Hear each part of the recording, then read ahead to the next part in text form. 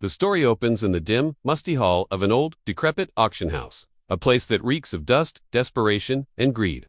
Wooden beams overhead creak ominously, and the air is thick with tension and the murmur of a gathering crowd. Sunlight pierces through narrow windows in thin pale streaks, illuminating motes of dust that float lazily in the stale air. At the center of this grim scene is the young woman, our protagonist, shackled, bound by heavy iron chains that bite into her wrists and ankles. Her chains rattle with every subtle movement, echoing through the room like a haunting reminder of her captivity. She is silent, her dark hair falling messily over her shoulders, framing a face marked by both resilience and fear. Her eyes, wide and alert, dart across the crowd, taking in the murmuring onlookers who scrutinize her as if she were nothing more than an object on display.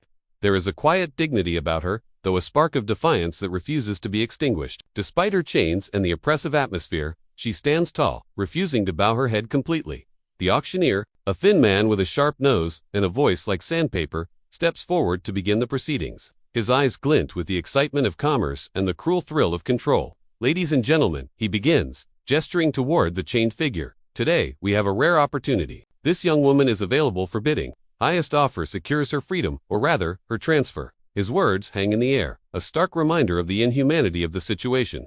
The crowd murmurs approvingly, some nodding, others whispering about her looks, her age, or her supposed worth. The woman's heart races, a mixture of fear and anger coiling in her chest. Each person in the room represents potential danger. Each gaze feels predatory. She clenches her fists, the cold iron cutting into her skin, and forces herself to breathe steadily. Memories of how she ended up here flash in her mind. Betrayal by those she trusted, false promises of safety, and the brutal reality of being treated as property. The chains are not just physical, they symbolize the loss of autonomy, the cruel objectification she has endured, and the despair that threatens to overwhelm her. As the auction begins, bids are called out from various corners of the room. The sound of numbers being shouted mixes with the occasional laughter or sneer from the crowd. Some bidders look eager, their greed palpable, while others are more calculating, testing the waters before making their move. The young woman watches them carefully, noting the subtle cues in their behavior, the tightening of a jaw, the flash of excitement in the eyes, the impatience in their gestures. She knows that her survival may depend not just on luck, but on reading the intentions of those around her. Amid the cacophony of the auction, a figure enters the room that immediately catches her attention. He is different from the others, composed, dressed in muted, simple clothing, and moving with quiet confidence. Unlike the other men, he does not scan the room with greed or anticipation. Instead, he studies her, his gaze steady and calm, as if he sees her not as a commodity, but as a person. There is an air of mystery about him, a silent authority that makes him stand apart from the rest. The young woman feels a flicker of something, unfamiliar hope mingled with skepticism. Who is this man, and why does he look at her with that strange intensity, that lack of desire to claim her as property? Her heart beats faster, not with fear, but with cautious curiosity. Could he be her savior, or is he just another figure in the room with his own hidden motives? She does not know, but she senses that his presence could change everything. As the bidding continues, tension fills the hall. The young woman remains silent, chains clinking softly with her subtle movements. She watches, waits, and wonders if freedom is even possible for someone like her. Then, the quiet man finally speaks, sore, rather acts, hinting that her fate may soon shift in ways no one in the auction house anticipates. Part 1 closes, with the room's atmosphere charged with anticipation, setting the stage for the next dramatic moments. The young woman, once just a victim, begins to glimpse the faintest possibility of liberation, her life poised on the edge of an unexpected twist that could change everything. The moment he stepped into the auction hall, a subtle hush seemed to fall over the room, though no one acknowledged it aloud. The crowd was still, not in fear, but in curiosity. There was something about him that commanded attention without demanding it.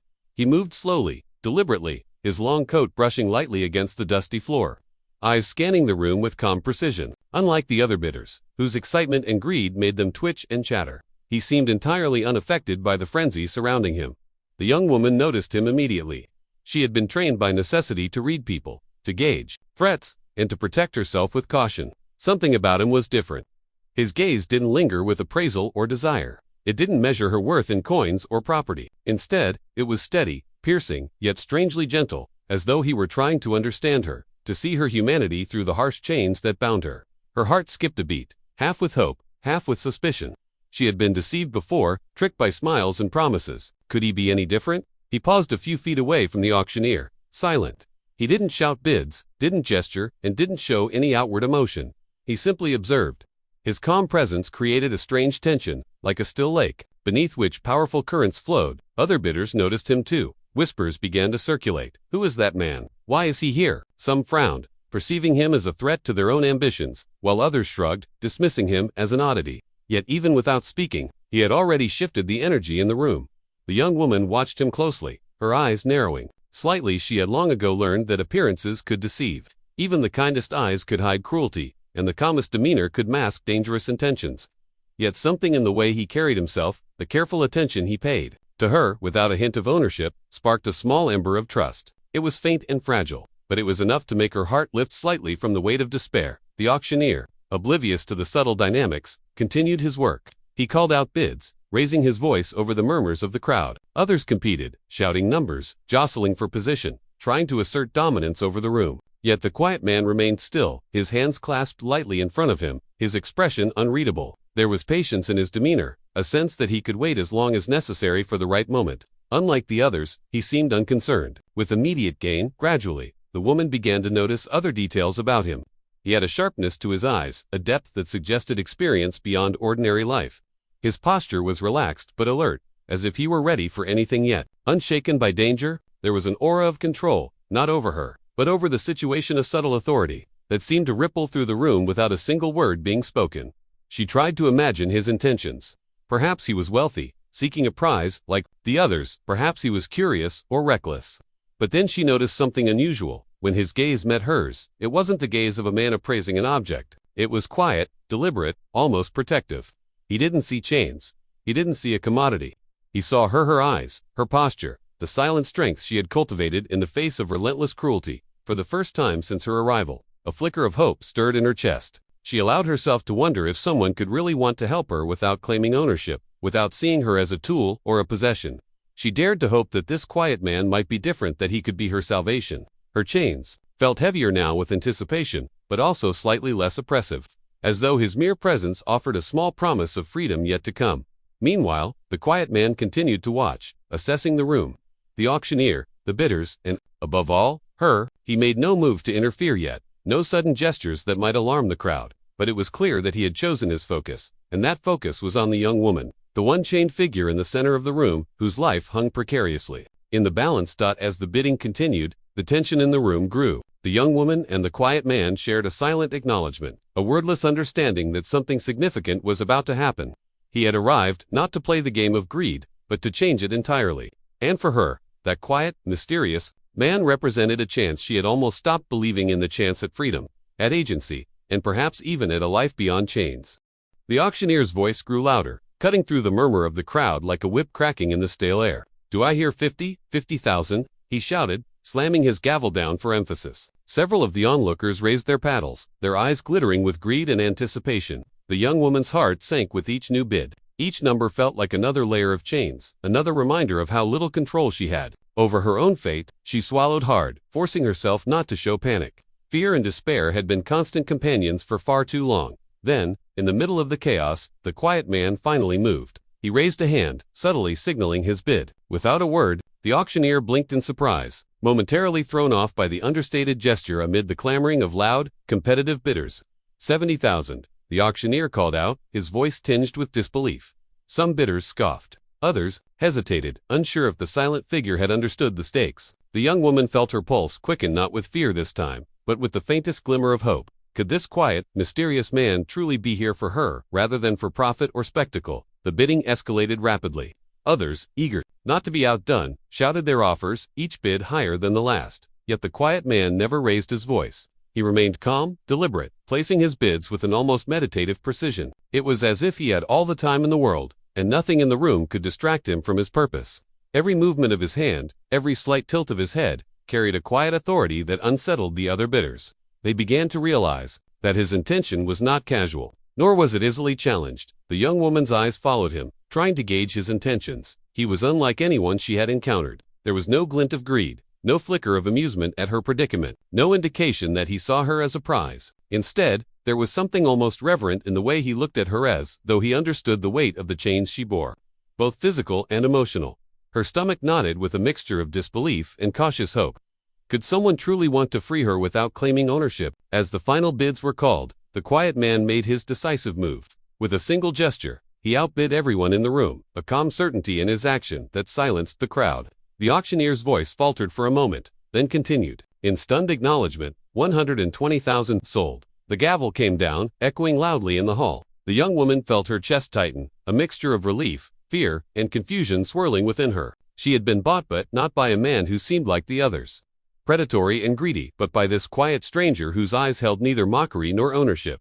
He approached her slowly, hands visible, non-threatening. There was no rush, no claim of power, only a deliberate, patient movement that communicated respect. She stiffened instinctively, unsure whether to fear him or trust him. He stopped just out of reach, waiting, allowing her a moment to process what had just happened. His gaze met hers, steady and unwavering, conveying a silent promise. You are safe with me. You are free. The young woman's mind raced. After so much betrayal and suffering, she found it difficult to believe in this sudden turn of events. Her instincts screamed caution, but a tiny ember of hope flickered in her chest. For the first time in a long while, the chains felt less like unbreakable shackles and more like a temporary barrier. She didn't yet fully trust him, but she sensed that he would not treat her like the others, like an object, a prize, or a commodity. The crowd began to disperse, murmuring among themselves about the mysterious man who had paid so much. Seemingly, without greed or ego, some were incredulous, others intrigued. The auctioneer shook his head, muttering under his breath about the strange twist of fortune. Yet amid the noise and whispers, the young woman felt a rare sense of quiet settle over her. The chains were still heavy, but they were no longer absolute. Someone had claimed her not to possess her, but to set her free. As he held out his hand to unlock the iron shackles, the young woman's eyes filled with tentative hope. It was a simple gesture, but it carried immense weight. The moment the chains fell away with a cold clink, she felt a small measure of liberation, as if a long-standing burden had finally been lifted. In that instant, she realized that her life, once defined by fear and captivity, had shifted irrevocably. This purchase was more than money changing hands. It was the beginning of her freedom.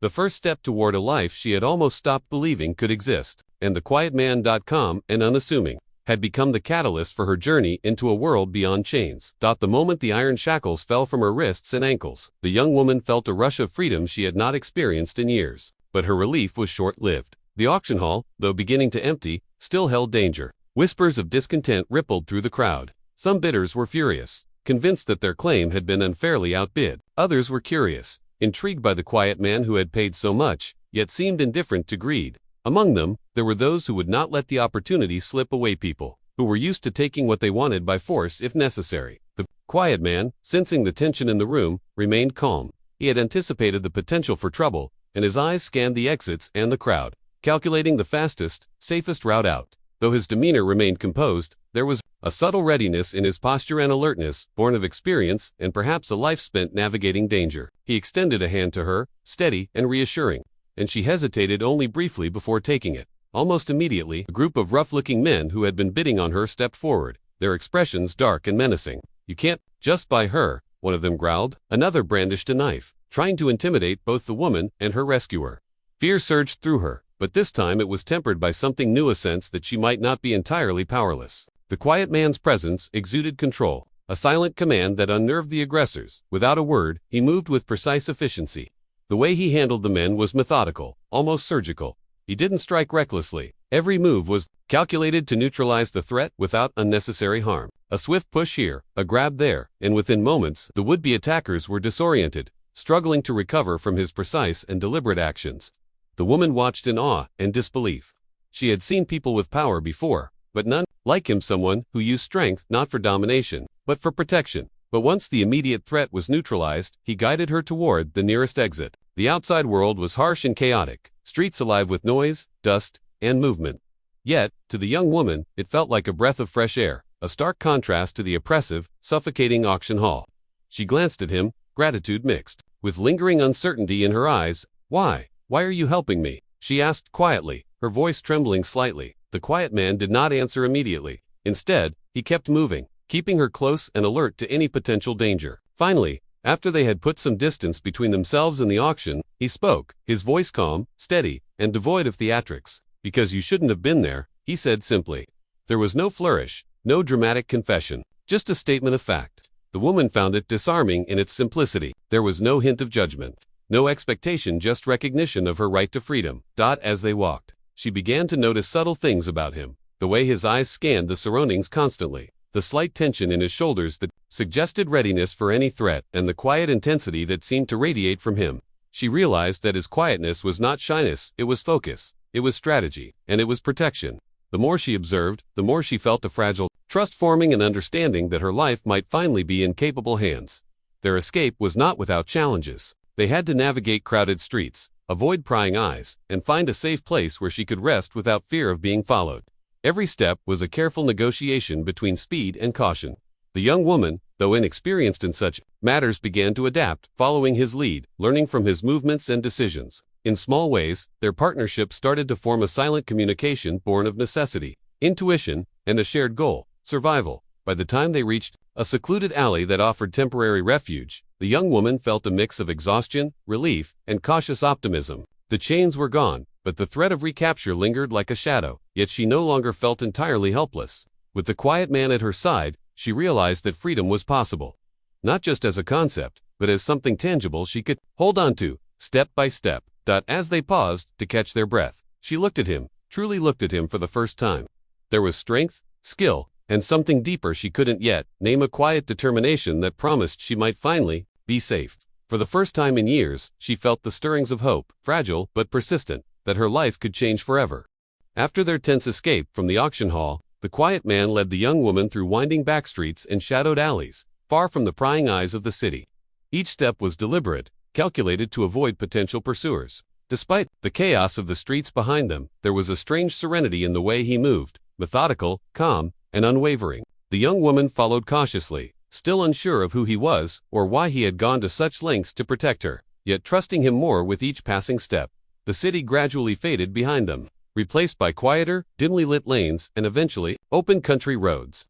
She noticed small details about him during their journey, the way he scanned the horizon for danger, the careful avoidance of populated areas, and the subtle, almost imperceptible gestures that communicated reassurance. He didn't speak much, but his actions were deliberate, every movement designed to keep her safe and comfortable. She found herself studying him, trying to decipher the mystery behind his quiet demeanor. Finally, as twilight settled over the horizon, he led her to a secluded cabin nestled at the edge of a dense forest. The structure was modest, built of weathered wood, with a small porch and an old lantern flickering at the entrance. It was a sanctuary, hidden from the world and any threats that might be searching for her.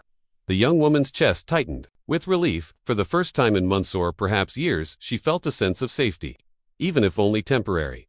Inside the cabin, the atmosphere was surprisingly warm. A small fire crackled in a stone fireplace, filling the room with light and heat. The quiet man gestured toward a chair near the hearth. "Sit," he said simply. His voice, calm and unhurried, carried a weight of authority that did not demand obedience but inspired it. She sat, the tension in her muscles slowly easing as she watched him move with quiet efficiency, checking the cabin for security and comfort. For a long moment, silence settled between them. The young woman, finally able to breathe, allowed herself to reflect on what had just happened.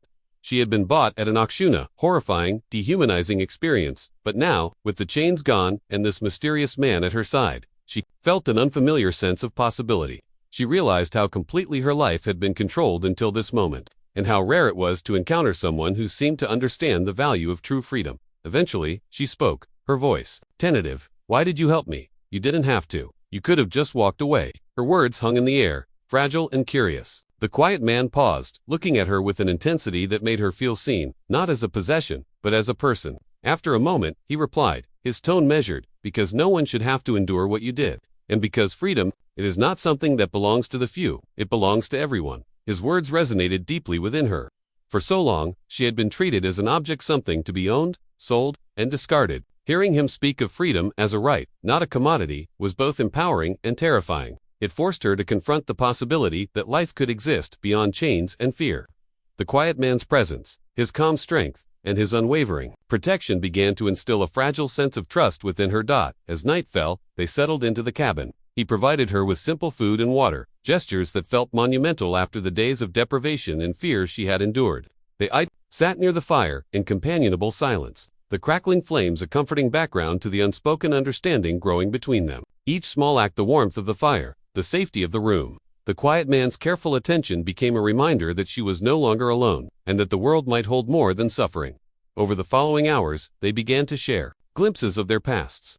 She spoke cautiously of her experiences, of betrayal and hardship, though leaving the darkest moments unspoken. In return, he shared fragments of his own life, enough to reveal that his quiet nature was shaped by loss, struggle, and a commitment to protect those who could not protect themselves.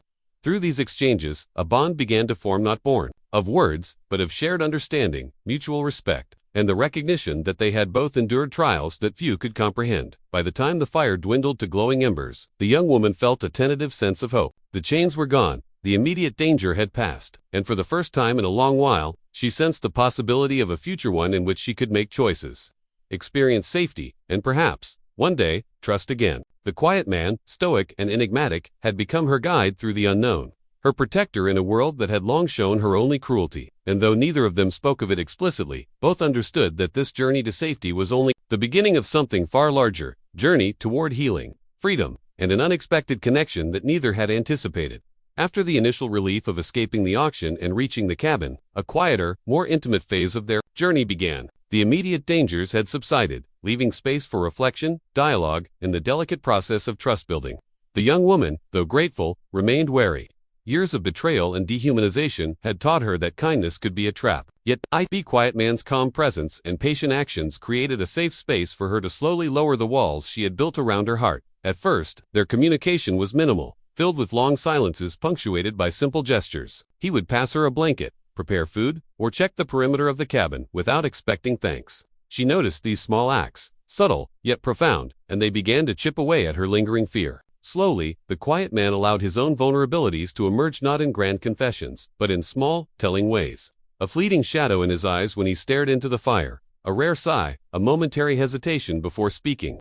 These glimpses hinted at a life shaped by loss, pain, and secrets he had carried alone. One evening, as the fire crackled softly in the cabin, she asked cautiously, "Why? Why do you do this? Why protect me?" Her voice was quiet, almost trembling, but earnest. He met her gaze directly, his dark eyes steady, yet softened by a hint of emotion. "Because someone has to," he replied simply. "Because fear shouldn't dictate a life. And because freedom isn't given, it's earned. And sometimes it has to be claimed for those who cannot claim it themselves."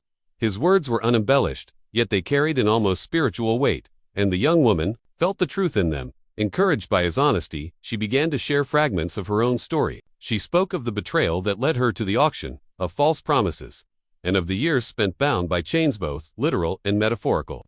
Her voice wavered at times, yet she pressed on, driven by a need to unburden herself. The quiet man listened without interruption, his attention unwavering, conveying respect and empathy without judgment. In his silent acknowledgement, she sensed the rarest of things, genuine understanding. As the night deepened, their dialogue evolved. He revealed parts of his past, though cautiously, only enough to help her understand why he was so adept at protecting her. She learned that his life had been shaped by loss, by witnessing cruelty and injustice, and by a quiet determination to ensure others would not suffer as he had. The revelation was subtle but powerful. His quiet exterior masked a complex interior, shaped by hardship and the discipline to channel his pain into protection rather than vengeance. Their emotional bond grew stronger as they discovered common ground, shared resilience, the ability to endure suffering, and the quiet yearning for trust and safety. It was not a romance born of instant attraction, but a connection rooted in mutual recognition of struggle and the instinct to protect one another. They began to anticipate each other's movements,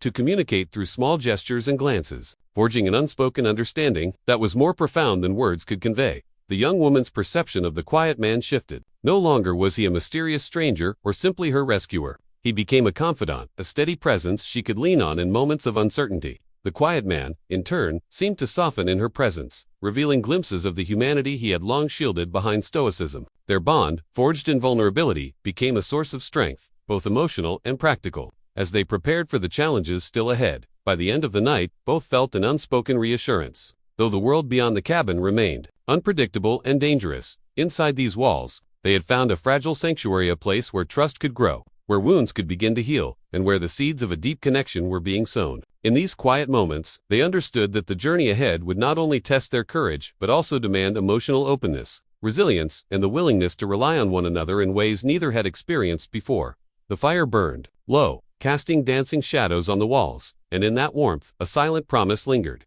that together, they could face whatever dangers lay ahead, and perhaps, discover something neither had dared to hope for before: freedom, trust, and the beginnings of love. The fragile sense of security they had cultivated in the cabin was soon shattered. Though the young woman had begun to trust the quiet man and feel a rare comfort in his presence, danger had a way of creeping back into their lives. It began subtly footsteps. In the distance, unfamiliar shadows flickering at the edge of the trees surrounding the cabin. The faint scent of smoke carried on the wind. The quiet man noticed immediately, his instincts honed from years of vigilance alerting him to every small anomaly. He motioned for her to remain silent and still, his gaze scanning the perimeter with precise attention. The previous night's relief and warmth were replaced by tension and anticipation. The young woman's pulse quickened, a mixture of fear and adrenaline flooding her senses. Though she trusted him, she could not help but feel the gnawing anxiety. That danger might finally catch up to them. This time, it was clear that whoever had sold her or other sinister forces with vested interests had tracked them down. Without speaking, he moved with stealth, retrieving items they had prepared for such contingencies. A bag with essential supplies, a small first aid kit, and a few weapons. Though he had never threatened her, the knowledge that he was prepared for confrontation provided an unspoken reassurance. She watched, her fear mingling with awe. The quiet man was not only her protector but a strategist, capable of turning seemingly impossible situations to their advantage. As the intruders drew closer, the young woman realized that her journey to freedom would not be as simple as escaping the auction hall. The people who pursued her were relentless, motivated by greed and the desire to reclaim what they considered theirs. Shadows moved between the trees, figures partially obscured by the darkness, and the low murmur of voices carried on the wind. Each sound was amplified in her mind, yet the quiet man's calm presence grounded her, reminding her that they were not defenseless. The confrontation began quickly. Figures emerged from the darkness, armed and determined. The quiet man reacted, with the fluidity that seemed almost preternatural, each movement, precise, calculated, and efficient. He disarmed, blocked, and neutralized the attackers without wasting energy or making noise. The young woman watched, her fear tempered by awe at his skill. She realized that the man who had rescued her was far more capable than she had imagined. His quiet demeanor masked a lethal proficiency that ensured they had a fighting chance. Despite the danger, the quiet man did not leave her behind. He guided her, shielded her, and positioned himself between her and any threat, silently teaching her how to move, where to take cover, and how to anticipate danger. Though inexperienced in combat, she began to absorb his lessons, gaining confidence as she realized that she was no longer entirely powerless. Together, they became a united team built on trust, coordination, and shared survival instincts. The attack was brief but intense.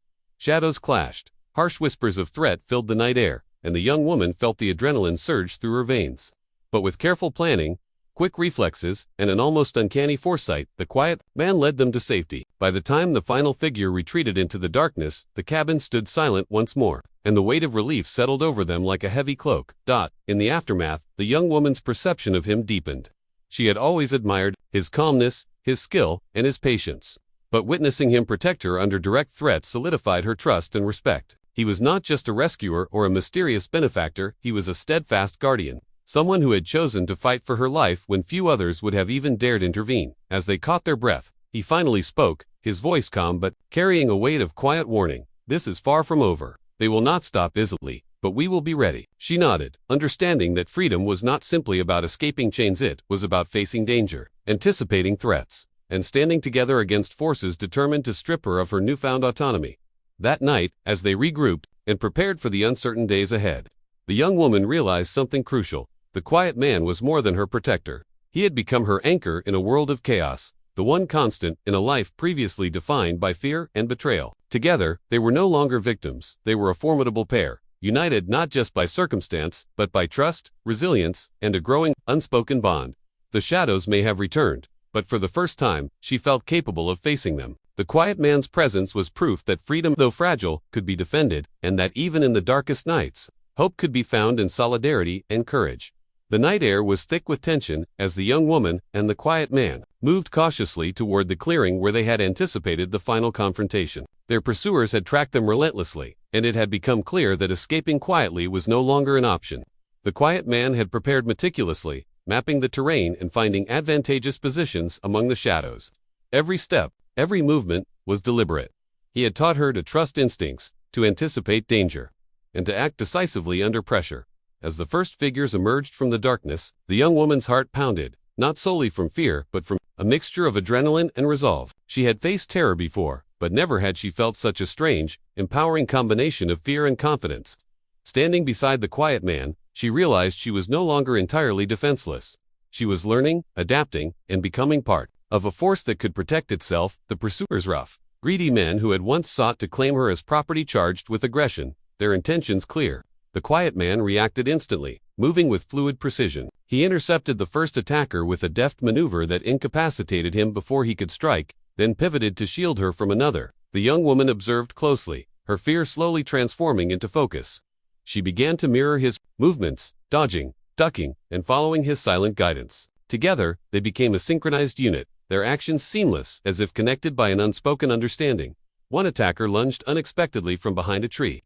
The quiet man grabbed her arm, pulling her just out of reach, then spun to confront the threat. The fight was intense, brutal in its precision, yet controlled. He did not seek unnecessary harm, only neutralization. The young woman, adrenaline coursing through her, found herself stepping forward, picking up a fallen stick and using it to defend herself under his calm instruction. Each successful movement, each small act of resistance, bolstered her confidence, showing her that she was more capable than she had believed. As the skirmish continued, the quiet man's strategy became clear. He anticipated each move, positioning both of them advantageously, guiding the young woman to safety while systematically disarming and subduing the attackers.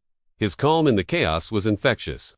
She could feel it flowing through her, steadying her hands and sharpening her instincts. For the first time, fear was not paralyzing, it was a tool. Honed into focus and determination, the confrontation reached its climax as the final adversary, taller, more vicious, and clearly intent on revenge, advanced with a weapon in hand. The quiet man met him with unflinching resolve, engaging in a brief but decisive struggle. The young woman, following his lead, assisted when needed, showing courage and quick thinking that surprised even herself. In a final coordinated effort, the quiet man neutralized the threat, ensuring they emerged unscathed.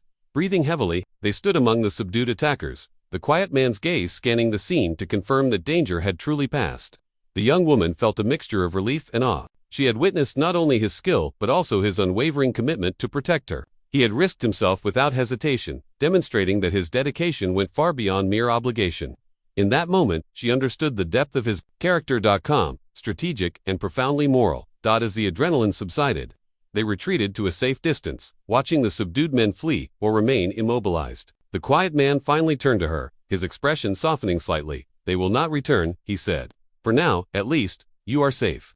She nodded, her eyes shining with gratitude and a newfound sense of empowerment. She had faced danger, survived it, and discovered a strength she had not known existed.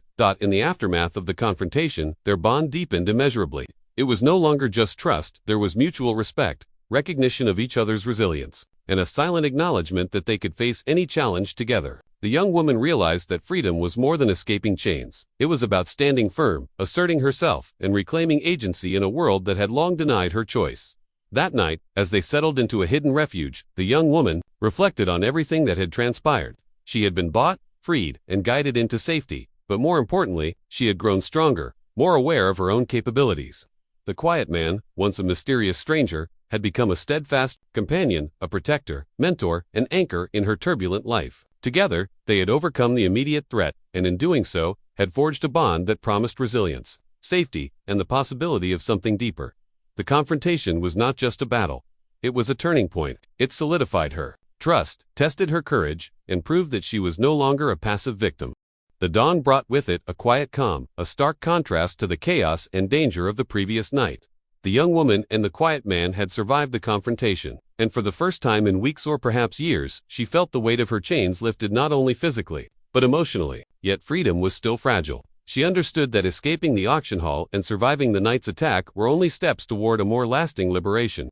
True safety and autonomy required careful planning, vigilance, and above all, trust. The quiet man led her through a series of secluded paths, avoiding towns and highways where they might be recognized or tracked. His movements were deliberate and methodical, reflecting experience honed over years of navigating perilous situations. To her, every gesture, every glance he gave in her direction was reassurance. It was a silent promise that he would not abandon her, that he had claimed her safety as a responsibility, not as possession, but as a duty to protect. As they traveled, he encouraged her to speak about her future. For the first time, she could articulate her desires beyond mere survival. She spoke hesitantly, revealing small dreams, freedom to choose her own path, a life without fear, and the ability to build trust again after being deceived. The quiet man listened attentively, never interrupting, and gradually, the conversation shifted from survival to hope. In these moments, she realized that freedom was not simply escaping her captors. It was reclaiming her voice, her choices, and her identity.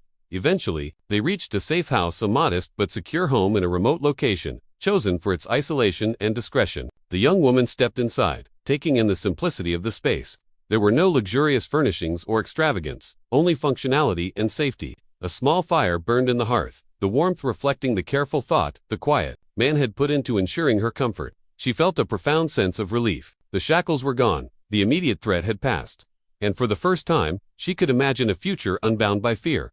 The quiet man sat beside her, his demeanor calm yet intense. He explained that their journey did not end here. There were still risks, remnants of the people who had sought to claim her. But for the moment, she was safe. His eyes held a mixture of concern and reassurance, silently conveying that she could begin to rebuild her life. The young woman felt gratitude and a growing trust that had taken root during their journey. She realized that freedom was not just about avoiding danger, it was about having someone who understood her past, respected her agency, and provided guidance when needed.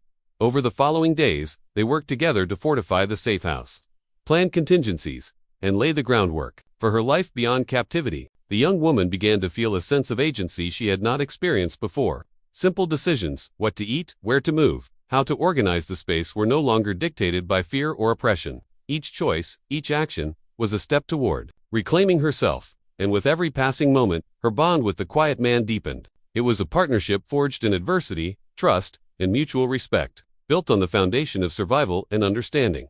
One evening, as the fire cast flickering shadows across the walls, she reflected on her journey. From the auction hall, where she had been treated as property, to the wilderness, where danger lurked at every turn, to the quiet refuge of the safe house, she had endured more than she could have imagined. Yet she had not endured alone. The quiet man's presence had been constant, his protection unwavering, and his patience a balm to the wounds inflicted by betrayal and captivity. For the first time, she allowed herself to envision a life beyond fear. She imagined walking without looking over her shoulder, choosing her own path, and building connections not defined by coercion or control. The journey had been perilous, but it had also revealed her strength and resilience, and she recognized that freedom, while fragile, was now within her grasp, solidified not only by the absence of chains, but by the knowledge that she had someone she could trust implicitly. As night fell, they sat together in quiet reflection, understanding that their story was far from over. But for the first time, the young woman felt a profound sense of liberation, not only from her captors but from the psychological chains that had bound her for so long. The quiet man's steadfast presence had transformed fear into courage, despair into hope, and captivity into the promise of a future where she could finally live on her own terms. The moment was not just about survival. It was about reclaiming identity, embracing trust, and stepping into a life defined by freedom and possibility. In the quiet of the safe house, she finally understood that true liberation was both external and internal, and that with the quiet man by her side, she had the chance to fully claim it. The morning sun filtered through the cabin's windows, bathing the safe house in a warm, golden glow. The young woman woke with a sense of calm that had been foreign to her for years. The chains were gone, the immediate threats had been neutralized, and the quiet man, the steadfast presence who had guided her through darkness, was still there, watching over her with unwavering vigilance. But, unlike the tense, survival-focused days of their escape, this morning carried a different weight. Hope. As she moved about the cabin, performing simple tasks like tending to the fire and preparing a modest breakfast, she realized how much her life had changed. Each small action felt like a reclamation of autonomy, a reminder that she was no longer bound by fear or captivity. She had choices, now small ones at first, but significant nonetheless. And for the first time in a long while, she allowed herself to imagine the bigger choices, where she could go, what she could do, and who she could become. The quiet man observed her silently, a faint smile tugging at the corners of his mouth. Though he spoke little, his calm presence communicated reassurance and stability. He had never treated her as an object to be owned or a prize to be claimed. He had treated her as a person, someone worthy of protection, respect, and freedom. This realization settled deeply in her heart. For the first time, she understood that freedom was not simply the absence of chains. It was the right to live on her own terms, and to have someone beside her who would support that without control or expectation. Over the following days, they began to make plans for the future. Though the past could not be erased, they both recognized the importance of preparing for a life unbound by fear. The young woman explored new skills, learned to navigate the world outside the cabin, and took tentative steps toward independence. Each day brought small victories, confident steps, decisive choices, and the quiet but profound acknowledgement that she had agency over her own life. The quiet man guided her when necessary, but more importantly, he stepped back when she needed space, allowing her to grow into her freedom. Their bond evolved naturally. shaped not by desperation or circumstance alone, but by shared experience, trust, and mutual respect. They had faced danger together, survived betrayal, and overcome impossible odds. Through each trial, they had learned about each other's strengths, vulnerabilities, and resilience. This bond, once born of necessity, had matured into something deeper, a partnership that balanced protection with empowerment and care with respect for autonomy. One evening, as the sun dipped below the horizon and painted the sky in hues of pink and gold, the young woman sat beside the quiet man on the porch. They watched the world outside, peaceful yet unpredictable, a reminder that life was still full of challenges, but also possibilities. She turned to him, her voice soft but confident, and said, "I don't know what the future holds, but I do know that I won't face it alone." He nodded, his expression calm yet filled with quiet emotion. "And you never will," he replied. His words carried a weight that was more than reassurance. They were a promise, a pledge that the trust and bond they had forged would continue, no matter what challenges arose. In that moment, the young woman realized that freedom was no longer just an abstract idea or a distant dream. It was a lived reality, grounded in trust, courage, and the support of someone who had chosen to stand by her. As days turned into weeks, she embraced her new life. The cabin became more than a refuge. It became a home, a place where she could make decisions, explore her capabilities, and slowly rebuild the parts of herself that had been lost to fear and captivity. The quiet man remained a steady presence, a guide when needed, a protector when threats arose, and a partner in navigating the complexities of life outside the shadows of her past. Ultimately, the story was not just about escape or survival. It was about reclamation and transformation. The young woman had been left in chains, dehumanized and stripped of choice, but through courage, resilience, and the intervention of someone who truly understood her worth, she had claimed freedom. That freedom was more than physical, it was emotional, psychological, and deeply personal. And as they stood together on the porch, looking out at the horizon, the promise of a new beginning stretched before them. The chains of her past were gone, and in their place were trust, companionship, and the knowledge that together, they could face whatever the future held. The quiet man had not just freed her from captivity, he had helped her reclaim herself, and in doing so, forged a bond that would endure beyond danger, beyond fear, and into the possibilities of a life finally lived freely.